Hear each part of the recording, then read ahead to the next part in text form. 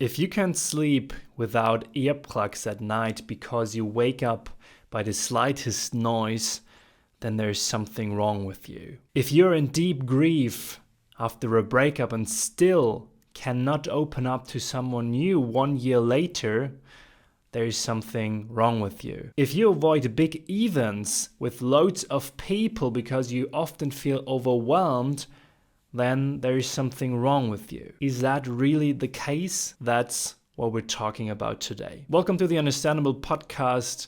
My name is Robert, and today we talk about if there is something wrong with you or if you're just highly sensitive. To be fair, of course I can't answer that question for you 100%. Firstly, I'm not a therapist, and secondly, even if I was one, the transitions here are fluid. Nevertheless, especially highly sensitive people who have not yet recognized and understood their range of personal character traits face such question again and again. However, this question is much more likely to be, what is wrong with me, or why am I so different from everyone else? Since many highly sensitive people do not yet know anything about their high sensitivity, they cannot properly classify the difference. Feeling like an alien scares us for many reasons. For one thing, belonging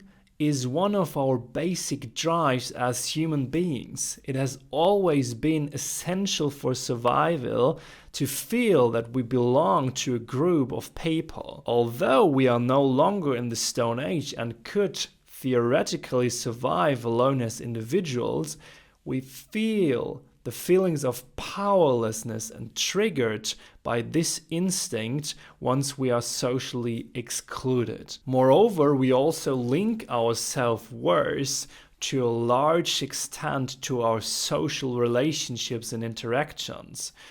Those who do not find a connection here and feel weak lack self-confidence. Questions like, what is wrong with me, or do I have a problem, lead to self-doubt and weaken self-worth. So those questions don't help you, but lead to more self-doubt. However, this does not mean that you should ignore everything that is bothering you or where you think you may have a mental challenge. But instead, other questions can be helpful.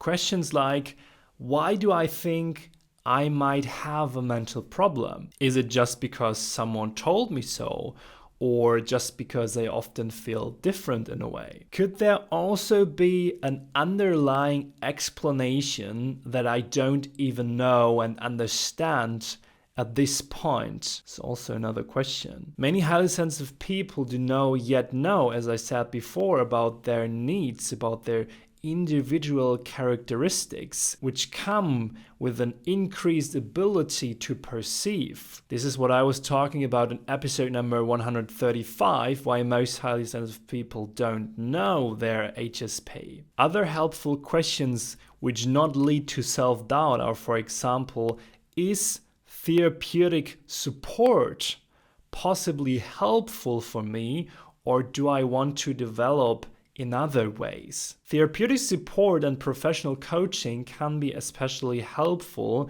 when you're stuck on your own.